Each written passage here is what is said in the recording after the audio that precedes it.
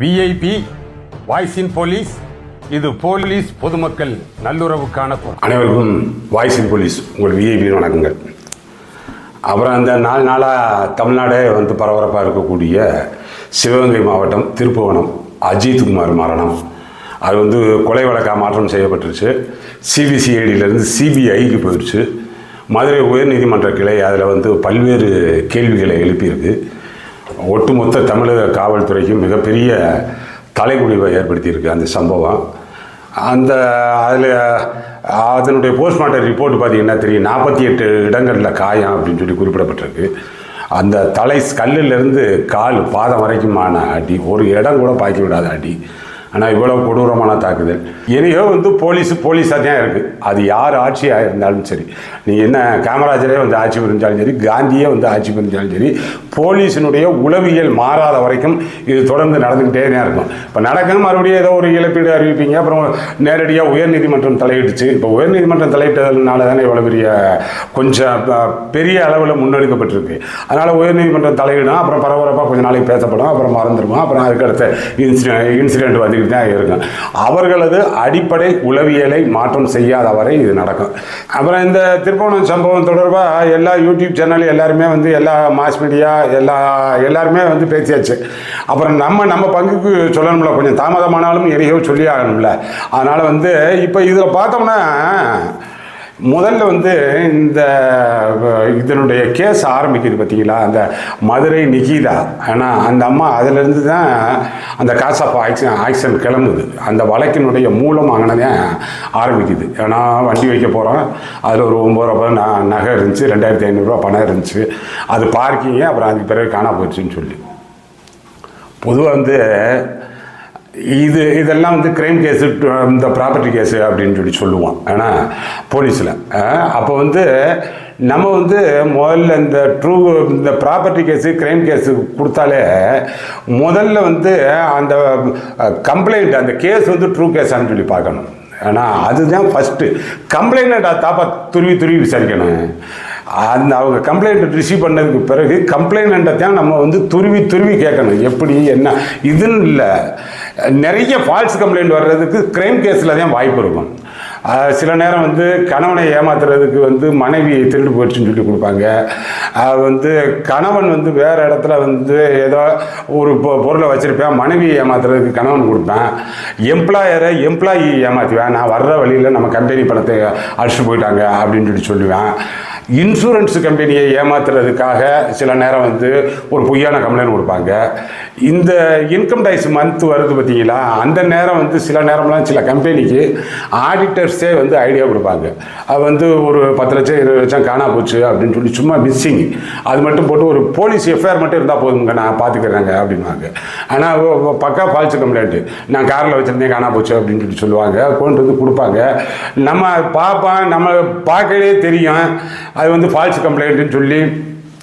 ஒரு சில சிபாரிசின் பேரில் சரிப்பா கம்ப்ளைண்ட் மட்டும் அவர் என்ன கேட்குறாரு, வேறு என்ன உங்களை கண்டுபிடிக்க சொல்கிறாரு, யூஎன் கூட கொடுத்துட்டு போங்க, அது என்னமோ பண்ணிக்கிங்க, ஒரு எஃப்ஐஆர் காப்பியை மட்டும் கொடுங்க அப்படின்வாங்க. இதெல்லாம் எதில் நடக்கும்னா இந்த மாதிரியான ப்ராப்பர்ட்டி கேஸில் தான் நடக்கும், கிரைம் கேஸில் தான் நடக்கும்.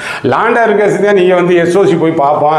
ஆனால் அந்த கலவரம் நடந்ததுக்கான சூழல் இருக்கும், 2 பேருக்கு அடிபட்டு மண்டை உடைஞ்சிருக்கும், ரத்த காயம் இருக்கும், வெப்பன் பயன்படுத்தப்பட்டிருக்கும், வெப்பன் சீசர் இருக்கும், அதை எடுத்துகிட்டு வந்துடுவோம், அக்யூஸ் இருப்பேன், இன்ஜூரி இருக்கும், விக்டிம் இருப்பேன், ஹாஸ்பிட்டலைஸ்ட் இருக்கும். இது மாதிரியானதெல்லாம் அது சம்பவத்தை உறுதிப்படுத்துறதுக்கு இதெல்லாம் நமக்கு இருக்கும். ஆனால் இந்த கிரைம் கேஸில் திரும்ப கம்ப்ளைண்ட் தான் விசாரிக்கணும். விசாரிச்சிங்களா? எனக்கு இப்பயும் சொல்கிறேன், இந்த கம்ப்ளைண்ட் ஃபால்ஸ் கம்ப்ளைண்ட் கட்டாயம் இருக்கவே முடியாது. இவங்க சொல்கிறதுக்கும் முன்னுக்கு பின் முரண்டு இவங்களது கம்ப்ளைண்ட்டில் தான் வருது. இந்த அம்மாவே அந்த வாக்குமூலம் கொடுக்குறாங்க பாருங்கள். ஏன்னா என்னமோ இதுக்கு போனாங்களாம், ஒரு ஸ்கேன் சென்ட்ரு, அப்புறம் அங்கே போகையிலேயே அந்த பத்திரகாளிகிட்ட போயிட்டு வந்துடுவான், மலப்புறம் பத்திரகாளிகிட்டேன்னு அந்த அம்மா சொன்னாங்களாம் ஸ்கேன் எடுக்கிறதுக்கே. ஆனால் ஸ்கேன் எடுத்துகிட்டு பார்க்குறதுக்கே, ஸ்கேன் எடுக்கிற ஆப்ரேஷனுக்கு சொல்லுவாங்க, ஸ்கேனுக்கு பிளட் டெஸ்ட்டுக்கெல்லாம் பத்திரகாளிகிட்ட வந்துடுவீங்களா? சரி, அவ்வளவு பக்திமான இருக்கிறது குறித்து சந்தோஷம். கட்டாயம் அந்த பத்திரகாளி உண்மையான தெய்வமாக நீங்கள் நம்பி வந்தீங்கல்ல, உங்களுக்கு நம்பிக்கை இருக்கே இல்லையோ, இயற்கை கட்டாயம் கேட்கும். ஆனால் இப்போ இந்த வருடம் வந்திருக்கீங்களா 2025 27/6/2025 நீங்கள் அந்த சம்பவம் வந்து சொன்னீங்க அந்த நிகிதா. ஆனால் இந்த மாதிரி காணா போச்சுன்னு சொல்லி அந்த மலப்புரம் பத்திரகாளி அம்மன் மீது நம்பிக்கை வச்சு தானே வந்தீங்க அந்த கோயிலுக்கு. மிகவும் துடியான தெய்வம் அந்த பகுதிக்கு, தென் மாவட்டங்களுக்கு அது வந்து மிக உக்கிரமான தெய்வம். அந்த அதன் மீது நம்பிக்கை வச்சு சொன்னீங்கல்ல, அந்த தெய்வம் கட்டாயம் கேட்கும். இப்போ அஜித்குமார் இறந்து போனேன், ஆனால் உங்கள் புண்ணியத்தில், உங்கள் கம்ப்ளைண்ட் கொடுத்த புண்ணியத்தில் அஜித்குமார் அடிச்சே கொண்டுட்டாங்க. கொன்ன கொலகாரங்க 5 பேர் ஜெயிலுக்கு போயிட்டாங்க. ஆனால் அது வந்து டிஎஸ்பி ஒரு ஆள் சஸ்பெண்ட் ஆகிட்டார், எஸ்பி அங்கே விஆருக்கு போயிட்டார், ஆனால் அவர் வந்து காத்திருப்போர் பட்டியலுக்கு போயிட்டார். இதெல்லாம் நடந்துருச்சு. இப்போ உங்களுக்கு யார் அந்த தெரிந்த அவ்வளோ பெரிய இன்ஃப்ளூயன்ஸ்டு பெர்சன் சொல்லி தெரியலை. சென்னையில் அவர் ஒரு ஒத்த ஃபோனு தான் நீங்கள் பண்ணீங்க, சும்மா தமிழ்நாடே அலற விட்டீங்க. அவ்வளவு செல்வாக்கான ஆள் நீங்கள். வரையிலே உங்கள் செல்வாக்கோட யாரோ ஒரு மதுரையிலேருந்து ஒரு போலீஸ் கூட வந்திருந்தீங்கன்னா இன்னும் ராஜ மரியாதையாக சாமியை கும்பிட்டு போயிருந்துருக்கலாம். அது இதெல்லாம் தவற விட்டீங்க. இப்போ இந்த அம்மா கம்ப்ளைண்ட்டில் பாருங்களேன், ஏதோ ஸ்கேன் சென்டர் போனதாக சொல்கிறாங்க, நகையை கழட்டிட்டு அப்புறம் அந்த கட்டப்பையில் வச்சுருக்காங்களாம், அப்புறம் திரும்ப இங்கே வந்துட்டாங்களாம், அப்புறம் போயில ஏதோ ஒரு இடத்துல டீ கடையிலேயே நம்ம நிறுத்தி பார்த்தாங்களா, நகையை காணாமல், அப்புறம் யூட்டன் போட்டு வந்து சொன்னான் அப்படின்ற மாதிரி ஏதோ சொல்கிறாங்க. இது உங்களுக்கு தெரிஞ்சுக்குங்க. இந்த அம்மா சொல்லக்கூடிய முன்னுக்கு பின் முரண் போலீஸ் ஆஃபீஸரு நான் இருந்த அனுபவத்துக்கு சொல்கிறேன், இந்த கம்ப்ளைண்ட் வந்து சுத்த ஃபால்ஸு கம்ப்ளைண்ட்டுங்க. இவங்க வந்து நகையாக இங்கே இருந்திருக்காது, ஆனால் ஒன்றும் இருந்திருக்காது, இருக்க வாய்ப்பும் கிடையாது. ஏன்னா கோயிலுக்கு வரையில் நகையை தானே போட்டு விடுவாங்க, ஸ்கேனுக்கு கோயிலை தானே கழட்டுவாங்க. நீ என்னமோ கோயிலுக்கு வரும்பொழுது நகையை தூக்கி உள்ளே வச்சுட்டு வந்துட்டோம்ன்ற, நீ ஸ்கேனுக்கு போயில மாட்டிகிட்டு போவியாங்க. இங்கே சரி, அது நகை வைக்கிறதுக்கான இடமாங்க கட்டப்பையை அதில் வச்சுட்டு. இது சாதாரணமாக தெரியும். இன்னும் சொல்ல போனால் நகையை பொறுத்தவரை பெண்களுக்கு கூடுதல் கவனம் இருக்கும் எப்பயுமே. ஆனால் போட்டுக்கிட்டு இருக்கிறத தான் பார்ப்பாங்க, கூடுதல் கவனம் இருக்கும். அது ஆளுகளை பார்த்துக்குங்க, ஆளுகளும் சைஸுகளும் கம்ப்ளைண்ட் கொடுத்ததுக்கு 10 பவுன் இங்கே வந்ததுக்கு நல்லாத்தையும் முகத்தை எடுத்துகிட்டு நீ பேட்டி கொடுமா. நீ தான் ஒத்த ஃபோனில் தமிழ்நாடே அலற விட்டுட்ட. முதல்வர் அங்கே பயந்து அங்கே பேசிக்கிட்டு இருக்கிறாரு, சாரிம்மா நடந்து போச்சு விடுங்கம்மா பார்த்துக்கிடுவான் அப்படின்னு சொல்லி முதல்வரையே வந்து அந்த பாதிக்கப்பட்ட அம்மாட்ட பேச விட்டுக்கிட்டு இருக்க. அப்புறம் என்ன நீ வந்து முகத்தில் போட்டுக்கிட்டு இருக்க சிங்கப்பெண்ணேன்ற மாதிரி சும்மா எடுத்து விட்டு நில்லு. அதனால் ஒன்றும் கிடையாது. அதனால் இந்த கம்ப்ளைண்ட் ஃபால்ஸ் கம்ப்ளைண்ட்டுங்க. ஆனால் இவங்க இந்த நீ ஸ்பெஷல் டீம் பார்ட்டி, நீ என்ன உன் ஸ்பெஷல் டீமுக்கே மண்டையில் எப்படி இருந்துச்சுன்னா உங்கள் மாவட்டத்தில் இருக்க சாதா டீம்லாம் அப்புறம் என்ன ஆகுறது? ஸ்பெஷல் டீமுக்காரனுக்கே அறிவு இதுன்னா அப்புறம் சாதா டீமுக்காரெல்லாம் ஒன்றும் பெரும் முட்டையாக தான் இருக்கான் போல். அது போட்டு கம்ப்ளைண்ட் விசாரிச்சானே, அதில் அதுக்கு ஒரு எஃப்ஐஆர் போட்டிருக்காங்க. அதை பற்றி இன்னும் பேசணும்னு வைங்க, அது ஒரு லென்த்தி. அந்த எஃப்ஐஆரே போதும். நீங்கள் இப்போ அந்த டிஎஸ்பியும் உள்ளே போகிறதுக்கு தான் அந்த எஃப்ஐஆர். அந்த இன்ஸ்பெக்டர் அந்த யார் இந்த எஃப்ஐஆர் ஒன்று போட்டிருக்கீங்களாப்பா, ரமேஷ்குமார், எஸ்பி ரமேஷ்குமார், அவர். ஆனால் உள்ளே போகிறதுக்கு தான் இந்த எஃப்ஐஆர். நீயே கன்ஃபஸ் பண்ணுற, நீயே இல்லீகல் கஸ்டடின்ற, நீயே தூக்கி போட்டு மிதிச்சதை ஒத்துக்கிற. இன்னும் தீவிரமாக விசாரித்து இன்னும் வந்து அவர்களை மடப்புறம் கோவில் இன்னும் வந்து விசாரித்து கொண்டு வாங்க. இன்னும் விசாரிச்சுன்னா என்ன விசாரிக்கிறது? இன்னும் மிச்ச இடத்துலையும் அடிங்கன்றாங்களாம். ஆனால் நன்றாக விசாரித்தா அப்படின்னா என்ன அர்த்தம்? ஏற்கனவே விசாரித்தா இல்லைன்ட்டான். அதனால் ஏன் ஃபால்ஸ் கம்ப்ளைண்ட் இந்த அம்மா கொடுத்துச்சு? நிகிதா ஃபால்ஸ் கம்ப்ளைண்ட் கொடுக்க வேண்டிய காரணம் என்ன? காரணம் என்னன்னா, அந்த அம்மா தானே செல்ஃப் ரைடிங் தானே. அங்கேருந்தே வந்து அந்த அம்மாவே வந்து அந்த 2 பேர் தான் வர்றாங்க. அப்போ வரும்பொழுது நல்ல டிரைவிங் தெரிஞ்ச ஆள் தான், ஏன்னா டாக்டர் அப்படின்றாங்க. அவங்க டிரைவிங் தெரிஞ்சால் அந்த வண்டியை எங்கன்னா பார்க் பண்ணியிருப்பாங்க. அது இந்த பையன் வெளியில் இருக்கிறவங்க தானே, ப்ரைவேட் செக்யூரிட்டி. ஆனால் கார் எங்கே நிறுத்தாதீங்க, அங்கே நிறுத்தாதீங்க அப்படின்னு சொல்லுவாங்க. இல்லை அது சொல்லியிருப்பாங்க. இந்த அம்மாவுக்கு இருக்கிற அந்த பின்னணி செல்வாக்கு அது தெரியாதுல்ல. பின்னணி செல்வாக்கு இருக்கிறவங்களுக்கு செல்வாக்கே இல்லைனாலும் இந்த கார் வச்சுருக்காங்க பாருங்க, அவங்களுக்கு இந்த பார்க்கிங்கில் மட்டும் இந்த வண்டி அங்கிட்டு நேரத்துக்கு இங்கிட்டு நேரத்துக்குன்னா அவ்வளவு டென்ஷன் ஆயிடுவாங்க. அவங்களுக்கு அது ஒரு ஈகோ ப்ராப்ளம் மாதிரி போல். இந்த கார் வச்சுருக்கிறவனுக்கு பார்க்கிங், ஆமாம் சார், அவனுக்கே இண்டிவிஜுவலாக மண்டையில் அறிவு வேணும். ஆனால் நம்ம நிறுத்திருக்கிறது இடஞ்சல் அவளை நிறுத்தியிருக்கோம். போக்குவரத்துக்கு இடத்துல இருக்கே ரொம்ப நெருக்கடி, ஹார்ன் அடிச்சுட்டு போகிறான். இல்லை அவனை போய் தட்டிக்கிட்டு இல்லை டிராஃபிக் போலீஸே சொன்னால் கூட அவன் டென்ஷன் ஆகிடுவான். இந்த கார் வச்சுருக்கிறவனுக்கு கார் பார்க்கிங் பொறுத்த வரைக்கும் அவ்வளோ ஈகோ இருக்கும் போல். அதெல்லாம் பார்க்காதீங்கப்பா. நார்மலாக நம்மளால் யாருக்கும் இடைஞ்சல் இருக்கக்கூடாது. நீ கார் வச்சுரு, நீ பெரிய கப்பல் கூட வச்சுரு, என்னன்னாலும் வச்சுக்க, நம்மளால் எளிய மனிதனுக்கு இடையூறு இருக்கக்கூடாது. அதானே ஒரு நல்ல பண்பு. அதனால் இந்த அம்மா கொண்டு போய் வச்சுருக்கோம். ஏன்னா அந்த காரை கொண்டு போய் நிறுத்தியிருப்பாங்க. நிறுத்தினா அவன் வந்து அந்த செக்யூரிட்டி அஜித்து கொஞ்சம் தள்ளி போடுங்க அப்படின்னு சொல்லிட்டான். உடனே இந்த நீயே சாவி அப்படி எங்கே போய் போடணுமோ போட்டு இங்கே வா அப்படின்னு சொல்லியிருந்திருக்கலாம். ஆனால் கார் போய் பார்க்கிங் வச்சுருந்துருக்கலாம், இது பண்ணியிருக்கலாம். இந்த இதில் ஒரு தர்க்கம் நடந்திருக்கலாம். ஆனால் எங்களை நிறுத்து அப்படின்னு அது சாவியை கொடுத்துருக்கலாம். அப்புறமா வந்தோடனே இந்த அம்மாவே வந்து இந்த ஆஃப்டர் தாட் இல்லாமல், ஆஃப்டர் தாட்டுன்னுவோம் போலீஸில், ஆனால் உடனே விசாரித்தோம்னா சரி கரெக்டாக என்ன நடந்துச்சோ சொல்லிடுவாங்க. அது மாதிரி இதை வந்து அந்த ட்ரெயினை பண்ணி தான் கொண்டு வர்றாங்க. இந்த மாதிரி ஒரு கம்ப்ளைண்ட் கொடுக்கணும். அன்றைக்கெல்லாம் இது ஸ்டேஷன் வாசலில் நின்று கொடுத்த கம்ப்ளைண்ட்டே கிடையாது. அதுக்கு பிறகு கொஞ்சம் சீரியஸ் ஆனதுக்கு பிறகு மதுரையிலேருந்து மறுபடியும் வர வச்சு சும்மா அங்கே நின்று ஒரு பேட்டி மாதிரி எடுத்த மாதிரி தான் தெரியுது. அது அன்னைக்கு அந்த சம்பவம் நடந்தோடனே இங்கே வரவே இல்லை, அது போயிடுச்சு அந்த அம்மா. அப்படி வந்தாலும் மறுபடியும் வர சொல்லி சொல்லும் பொழுது இவங்க சொல்லி கொடுத்ததையும் தாண்டி நிஜத்தையும் சேர்த்து சொல்லிடுச்சு அந்த அம்மா. என்ன சொல்கிறாங்கன்னா, இல்லை அங்கே வந்து கேட்டோம்னா வண்டியை வச்சு 500 ரூபா கேட்டாங்க, ஏதோ அந்த வீல் சேரில் எடுத்துகிட்டு வர்றதுக்கு. அவங்களுக்கு அப்போ தான் கூட மாட வர்றதுக்கு ஆனால் கூட கொஞ்சம் வாங்குறதுக்கு பார்ப்பாங்க. ஆனால் 500 ரூபா கேட்டாங்க, நாம் வந்து 100 ரூபா தர்றோம்னு. அப்புறம் யாருக்கோ ஃபோன் பண்ணாங்க, அப்புறம் அவங்களுக்கு ஜிபேல போட்டு விட்டாங்க. இது வந்து இந்த சம்பவத்துக்கு தொடர்பு இருக்கா பார்த்தீங்களா? இதுக்கு இந்த அம்மா சொல்லக்கூடிய இதுக்கு இது இரலவெண்ட்டு. பட் இருந்தாலும் இது சொல்கிறது காரணம் என்னன்னா அதுதான் உண்மை. இந்த வாக்குவாதம் நடந்துச்சு, 500 கேட்டாங்க 100 கேட்டாங்க அப்படின்னு சொல்கிறாங்கல்ல, அதில் என்னமோ நடந்திருக்கு. ஆனால் அது அஜித்து இப்போ இறந்து போயிட்டான்ல, ஏன்னா இவங்கள கேட்டான்னு சொல்ல மாட்டாங்கல்ல. அடித்த இந்த 5 பேர் உள்ளே போனவன் அவன் தானே எடுத்தவனு முடிவில் இருக்காங்க. அதனால இந்த அம்மா போனதுக்கு உடனே என்ன பண்ணிடுச்சு, ரிட்டர்ன் போகும் பொழுது ஆனால் கோயிலில் சாமியெல்லாம் கும்பிட்டு வந்துடுச்சு. நீங்கள் வந்து உங்கள் சாமி பக்தியை காமிச்சு கிழிச்சிங்க. நீங்கள் கோயிலுக்கு வந்துட்டு ஒரு அநியாயமாக ஒரு உயிரை சாகடிச்சவர். அதுதான் இப்பயும் சொல்கிறேன், அந்த தெய்வம் மிகவும் துளியான தெய்வம். உனக்கு அடுத்த வருஷத்துக்குள்ளே காமிச்சிடும். ஆனால் இது போகையில் இதுக்கான செல்வாக்கு சென்னையில் யார்கிட்டே பேசியிருக்கு. அந்த அம்மா பேசணுன்னா அவங்களுக்கு அவர் செல்வாக்கு காமிப்பார்ல, அந்த அம்மாவுக்கான ஆளாக இருக்கும் பட்சத்தில் செல்வாக்கு காமிப்பாரா காமிக்க மாட்டாரா? உடனடியாக அது செக்ரட்டேரியட்லேருந்து பேசுனாங்களா, செக்ரட்டேரியட்லேருந்து ஐஏஎஸ் அந்த அடிஷனல் சீஃப் செக்ரட்டரியோ அந்த லெவலில் இருக்கிறவங்க டைரெக்டாக டிஸ்ட்ரிக்ட் எஸ்பிகிட்ட பேச மாட்டாங்க.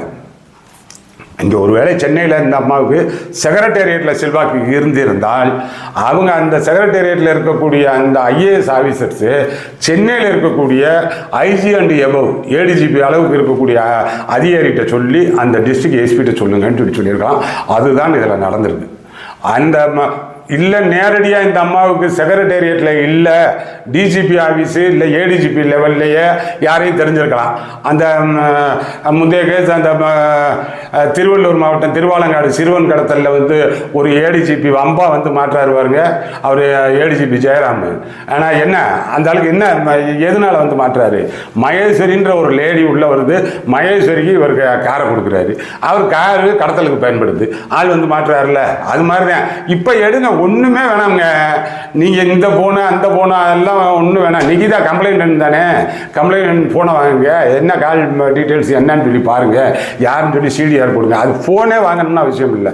அது நம்பர் இருக்குல்ல, நம்பருக்கு அந்த அம்மாவை யார்கிட்ட அன்றைக்கி பேசியிருக்காங்க.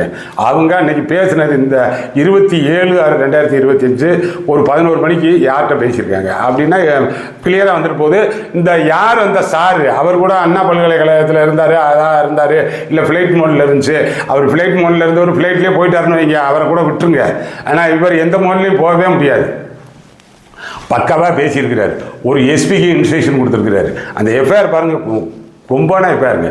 ஒரு 9 பவுன் நகை தொலைச்சான்னா அதுக்கு அடுத்து 2 நாள் கழிச்சு சிஎஸ்ஆர் காமிக்கிறாங்களா. இந்த எஃப்ஐஆரில் ஏதாச்சும் இருக்கா? நீங்கள் போட்டிருக்கீங்களே அந்த கிரைம் நம்பர் 303, ஆனால் அந்த எஃப்ஐஆர் போட்டு விட்டுருக்கேன், அது வேணும்னா எடுத்துக்கோங்க.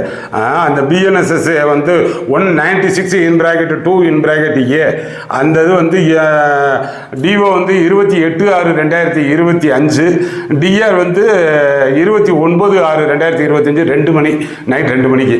ஆனால் கொம்பான எஃப்ஐஆர் இதில் போட்டிருக்கேப்பா. அந்த ரமேஷ்குமார் இன்ஸ்பெக்டர் எந்த பேச்சுப்பா இப்படி போட்டு வந்து வம்பா மாட்டி விட்டுருக்காங்க. அந்த எஃப்ஐஆர்லேயே அந்த கண்ணை என்ன சொல்கிறாப்புல, 9 பவுன் நகை மற்றும் பணம் 2500 எடுத்துக்கொண்டதாக குற்றம் கூறப்பட்ட நபரை விசாரிச்சாங்களாம். யார் என்ன குற்றம் கூறப்பட்டாங்க, குற்றம் கூறப்பட்டதுக்கு என்ன எஃப்ஐஆர் போட்டீங்களா, அப்புறம் 2 நாள் கழிச்சு சிஎஸ்ஆர் போடுறாங்களா. எப்போ இதெல்லாம் ஒரு ஜுவல் மிஸ்ஸிங்கயா. அவனுக்கு வேணா ஒரு பவுனில் ஒரு ஐட்டமே கிடையாது. நான் ஒரு ட்ரூ கேஸாக கூட உங்கள் ஒரு வாதத்துக்காக ஒத்துக்கிட்டால் கூட கம்ப்ளைண்ட் பார்ட்டி வேணுன்னா பதர் வேணும்னு வச்சுக்கிடுவான். ஏன்னா 10 பவுனுக்கு வந்து கம்ப்ளைண்ட் பார்ட்டி பதர் வேன் இன்னைக்கு லெவலுக்கு அவனுக்கு வந்து ஒரு 7 லட்சம் 8 லட்சம் ரூபா ப்ராப்பர்ட்டின்னு வச்சுக்கிடுவான். போலீஸ் பதருமா? போலீஸ் பெரிய நகை கடையிலேயே லலிதா ஜுவல்லரிலேயே அடிச்சுட்டு போகிறாங்க. இப்போ வந்து இப்போ 10 கிலோ நகை அடிச்சிட்டேன், 20 கிலோ நகை அடிச்சிட்டேன் அப்படின்னு இது 10 பவுன் நகையெல்லாம் போலீஸ் பதறமாக்கு. இப்போ அவனுக்கு கம்ப்ளைண்ட் பார்த்து ஒரு தோடு போனால் கூட பதறேன். அதுக்கு என்ன செய்யறது? அதனால் வந்து அவர்கிட்ட வாங்கினாராம். எடுத்துக்கொண்டதாக குற்றம் கூறப்பட்ட நபரை விசாரிக்குமாறு உத்தரவிட்டதன் பேரில் இரவு சுமார் 9:30 மணிக்கு திருப்புவனம் காவல் ஆய்வாளர் அவர்களிடம் இருந்து திருப்புவனம் மடப்புறத்தைச் சேர்ந்த பாலகுரு என்பவர் மகன் அஜித் குமார் 30-25. ஏப்பா அந்த ரமேஷ்குமார்கிட்ட இருந்து தான் வாங்கினதா தப்பா வருது. நீ எங்கே பிடிச்ச ரமேஷ்? எப்போ பிடிச்ச இவனை அஜித்தை? எந்த கணக்கும் இல்லை. ஆகக்கூடிய இந்த ரமேஷ் இன்ஸ்பெக்டர் தான் பிடிச்சிருக்காப்புல. இந்த எஃப்ஐஆரில் நைட்டு வந்து எஸ்பி உட்காந்துருப்பார். எஃப்ஐஆரில் கையெழுத்து போடலாமா? கையெழுத்தே போட மாட்டேன்னு இருக்கணும். இப்போ உண்மையிலே இந்த ரமேஷுக்கு எதுவுமே தெரியாது. இப்போ ஏதோ எல்லாத்தையும் டிஜிபி கலைச்சி விட்டார் போல். ஆனால் ஏன் இது கலைக்கிறதுக்கு ஒருத்தர் உயிரை கொடுத்து கலைக்கணுமாங்க? இது நீங்கள் என்ன வேலை செய்கிறாங்கன்னா அப்போ இது வரைக்கும் உங்களுக்கு ரெவியூவே கிடையாது. இது வரைக்கும் யாரும் இதை அசஸ் பண்ணதே கிடையாது. அது பாட்டுக்கு அவுத்து விட்ட மாடு மாதிரி தெரிஞ்சிருக்கேன், போயிருக்கேன். அந்த மாடு இப்போ தூக்கி போட்டு மிதிச்சிருச்சு, உடனே உங்கள் கவனத்துக்கு வந்துருச்சு. இனிமேல் அந்த பார்ட்டியே வேணாம்ட்டீங்க. அப்புறம் இது வரைக்கும் கண்டுபிடிக்கிறதுக்காக வச்சுருந்தீங்களே அதெல்லாம் வேணாமா? அப்போ சும்மா தான் வச்சுருந்தீங்களா? ஊரை ஏமாத்துறதுக்கு, உங்களை ஏமாத்துறதுக்கு. இது எதுக்கு தான் ஒரே நாள் நைட்டு எல்லாத்தையும் கலைச்சி விட்டாச்சுப்பா. அப்புறம் எதுக்கு இந்த டீமே வேண்டாமா? அப்பனா இந்த எஃப்ஓபி இருந்துச்சு, எதில் ஃப்ரெண்ட்ஸ் ஆஃப் போலீஸு இருந்துச்சு சாத்தான்குளத்தில். அவங்க ப்ரைவேட்டு சிவிலியன்ஸு. அவன் இதுக்குள்ளே தலையிட்டான். ஜெயராஜ் பென்னிக்ஸில் வந்து அவன் தலையிட்டான்ற தகவல் இருந்துச்சு. எஃப்ஓபி கலைச்சி விட்டாச்சு. அவனுக்கும் டிபார்ட்மெண்ட்டுக்கும் சம்மந்தம் இல்லை, நீங்கள் போகலான்னு சொல்லலாம்.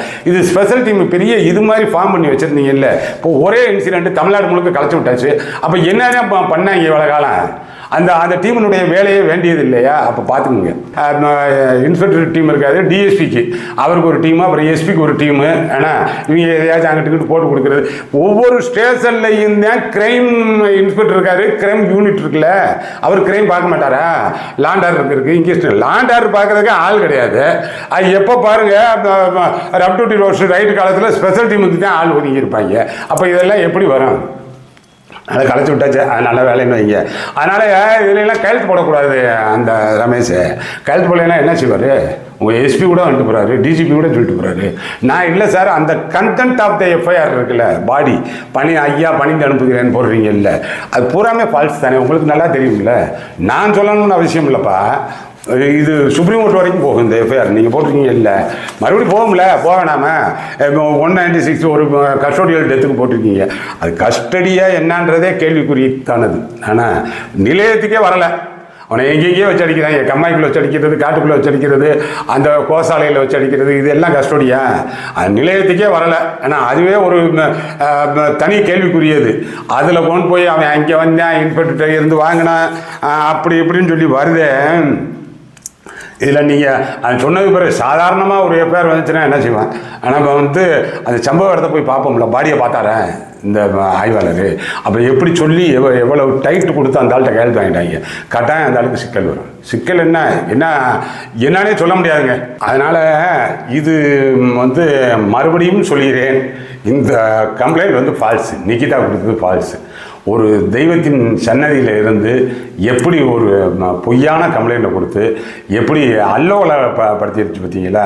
இது சாபமாக சொல்லலை, இதுதான் விளைவு. கடவுள் தண்டிப்பார், கண்ணை குத்துவார், அதெல்லாம் சொல்லலை. ஆனால் அதெல்லாம் வந்து நடக்காது. ஆனால் இயற்கையினுடைய நீதி அப்படின்னா இதுதான் நடக்கும். இது பக்கா ஃபால்ஸ் கம்ப்ளைண்ட். உங்களுக்கு இருக்கிற செல்வாக்கை காமிக்கிறதுக்கு வந்திருக்கீங்க. நம்ம என்ன சொல்கிறோம்? இப்போ இவங்க உள்ளே போனது போயிட்டான். ஆனால் அந்த சோழியே வச்சுக்கிட்டாங்க. இப்போ எல்லாம் காப்பாற்றுறதுக்கான ஆளே கிடையாது. இப்போ மாட்டி விடுறதுக்கான ஆள் தான் இருக்குது. அதான் அந்த சொல்கிறேன்ல, அந்த தெரியாது, அந்த டிஎஸ்பிக்கு ஒன்றுமே தெரியாது போல். ஆனால் அது ஒரு குப்பை டிஎஸ்பியாக இருப்பான் போல். அது சொல்ல வேணாமல் இந்த எஃப்ஐஆர் இப்படியா டிராஃப்ட் பண்ணுவாங்க, அது என்ன யார் அவன் பிடிச்சி வச்சிருக்கீங்க வச்சிருக்கீங்கன்னா என்னப்பா பிடிச்சி வச்சிருக்கீங்க, அடிக்காதீங்கடா, முதல்ல கம்ப்ளைண்ட் என்னன்னு சொல்லி பார்க்கணும், எப்படியாச்சும் அடிச்சு வாங்கி கொடுங்கடா அப்படின்னா அப்படியா இருப்பாங்க? அவன் என்னன்னு கேளு, அவன் என்ன எம்மோ கிரிமினலா, அவன் என்ன அவ்வளோ ஹார்ட் கோரா, அந்த அளவுக்கு தாங்க முடியுமா? ஒரு 27-28 வயசு பையன் போலீஸ் மாதிரி 170 சென்டிமீட்டர் உயரத்துக்கு வயிறு இல்லாமல் அவ்வளோ ஸ்மார்ட்டாக இருக்கிறவனா அடிச்சே கொண்டுட்டீங்களடா. அடிச்சே ஒன்று ஒரு மனுஷனை வந்து ஏதோ ஒரு விபத்தில் சாகிறேன், ஒரு திடீர்னு அன்நேச்சுரலி எப்படியோ செத்து போயிடறேன், ஒரு ஹார்ட் அட்டாக்கில் கூட சாகிறேன், ஒரு 30 வயசு என்னமோ நடந்து போகுது. ஆனால் ஒரு மனிதனை அந்த ஆரம்பித்ததுலேருந்து முதல் அடியிலேருந்து அந்த 5-6 மணி நேரம் கம்ப்ளீட்டாக அடிக்கிறாங்க. அன்றைக்கி நைட்டு பூரா வச்சு அடிக்கிறாங்க 2 நாள். அவன் ஒரு நிமிடம் கூட அவனுக்கு விடாத அளவுக்கு தண்ணி கேட்டால் மிளகா பொடி போட்ட முடியும். இப்படிலாம் சித்திரவதை கேள்விப்பட்டது கூட இல்லையே, என்னதான் வாழ்ந்துட போகிறீங்க? அப்படி போட்டு அடித்தே கொண்டுட்டாங்க. இதில் அந்த போலீஸ் ஃபேமிலி அது வந்து ஏதோ தர்ணா பண்ணுது பாவம், அதுகளுக்கான இதை வந்து என்னத்தை சொல்கிறது, அது நீங்கள் பார்க்கணும்லம்மா. இப்போ உங்கள் வீட்டுக்காரனுக்கு ஏதோ ஒன்று ஆணுச்சின்னோன்னு வந்து நிற்கிறீங்கல்ல, நீங்கள் அன்றாடம் சொல்லணும், யார்கிட்ட அவங்ககிட்ட சொல்லணும்.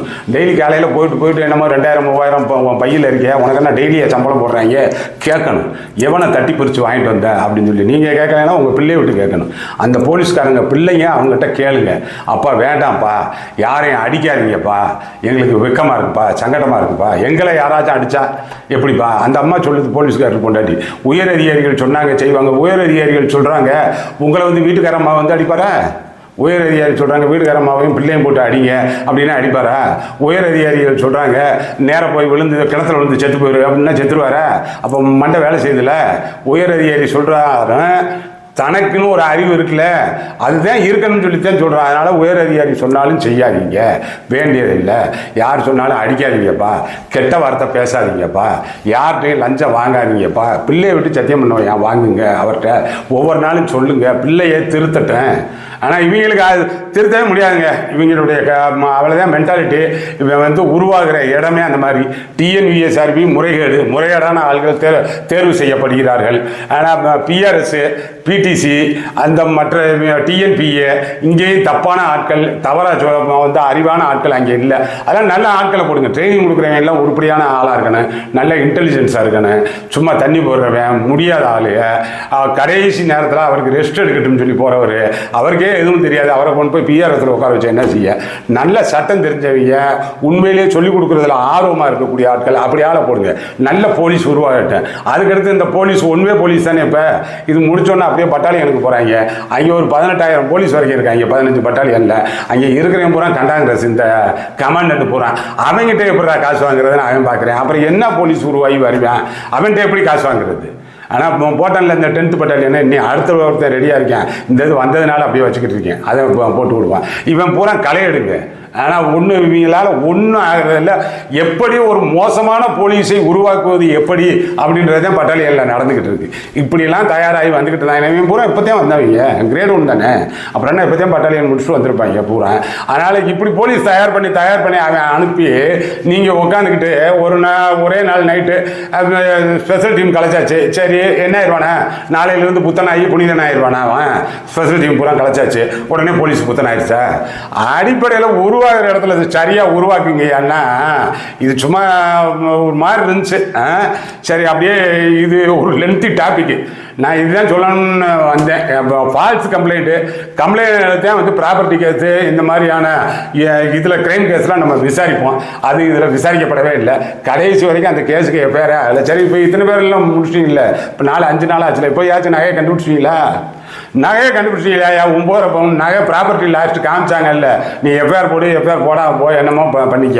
அந்த ப்ராப்பர்ட்டி கண்டுபிடிச்சியா இல்லையா? ஒன்று அந்த ப்ராப்பர்ட்டி கண்டுபிடிக்கணும், அந்த ஆளையும் கண்டுபிடிக்கணும். இந்த அம்மாவுக்கு நிகிதாவுக்கு யார் ஃபோன் பண்ணது, யார் அந்த சாரு மறுபடியும் இதுக்குள்ளேயே வந்து உட்காடுறாரு, யார் ஃபோன் பண்ணதுனால? ஏன்னா எஸ்பிக்கே ஒருத்தர் ஃபோன் பண்ணுறாருன்னா எஸ்பி பேட்ச்மேட் கூட பண்ண முடியாது. எஸ்பி, டிஜி, ஐஜி லெவலுக்கு கூட பண்ண மாட்டாங்க. ஆனால் என்னமோ பார்த்து போட்டோம்னு டிஜி, ஏடிஜி இந்த லெவலு, அந்த செக்ரட்டரியேட் இருந்தாங்கன்னா இவங்ககிட்ட சொல்லித்தான் ஃபோன் வரும். அதனால் யாருன்னு பாருங்கள். இது ஃபால்ஸ் கம்ப்ளைண்ட்டு, நகை என்னாச்சுன்னு சொல்லி பாருங்கள். அந்த இதுக்கு கம்ப்ளைண்ட் இவரை எஸ்பியை இன்ஃப்ளூயன்ஸ் பண்ணவர் யார் அப்படின்னு சொல்லி பாருங்கள். அதுதான் முதல்வர்கிட்ட நம்ம வைக்கக்கூடிய கோரிக்கை. சிபிஐக்கு மாறிடுச்சு. இந்த எஃப்ஐஆர் 1 போதும். ஆனால் இந்த போட்டு வச்சுருக்கேன், எடுத்து வச்சுருக்கேன். இந்த எஃப்ஐஆர் 1 போதும். நீங்கள் போட்டிருக்கக்கூடிய அந்த கிரை நம்பர் 303 மொத்த கூட்டமும் மாட்டும். மொத்த இல்லீகல் கஸ்டடி இல்லீகல் கஸ்டடிக்கு இது ஒன்று போதுங்க. மொத்த இல்லீகல் கஸ்டடி, மர்டர் பண்ணியிருக்கீங்க, கம்ப்ளைண்ட் கிடையாது, எது அந்த இதுக்கு வந்து சிஎஸ்ஆர் 2 நாள் கழிச்சு என்னத்தையும் ஒப்பேத்தி வச்சிருக்கீங்க, அதுக்கு எஃப்ஐஆர் கிடையாது. இவனை பிடிச்சதுங்க இல்லீகல் கஸ்டடி, நிலையத்துக்கு கொண்டு வராமல் இங்கே தான் கொண்டு வந்தோம்ன்றீங்க. அதனால் இது ஒன்று போதும். நீங்கள் இன்னும் இந்த இன்ஸ்பெக்டர் மாட்டுவார், அந்த டிஎஸ்பி மாட்டுவார், பயந்துக்கிட்டு போல இருந்துச்சு. கூடுதல் தகவல் அப்புறம் சொல்லுவேன் டைம் இருக்கையில். நம்ம சேனல் இன்னும் சப்ஸ்கிரைப் பண்ணலைன்னா சப்ஸ்கிரைப் பண்ணிக்கிங்க. அடுத்தடுத்த நல்ல பதிவுகளில் பார்ப்போம். வணக்கம்.